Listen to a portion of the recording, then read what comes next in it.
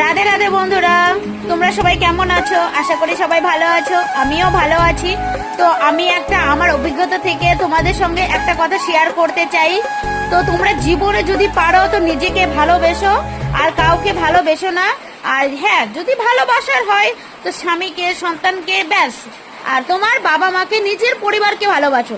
বিশেষ করে বিয়ের পরে শ্বশুর বাড়ির ননদ বলো, ভাগ্নি বলো, কাউকে তুমি একদম ভালোবেসো না। কাউকে তুমি কোনো দিনও এতটুকু উপকার করো না, কারণ উপকারের প্রতিদানে তোমাকে চিনবে না। যখন তুমি করবে ব্যাস তখন তুমি ভালো থাকবে, আর যখন তোমার প্রয়োজন ফুরিয়ে যাবে তোমাকে ছুঁড়ে ফেলে দিতে 2 মিনিটও মনে করবে না।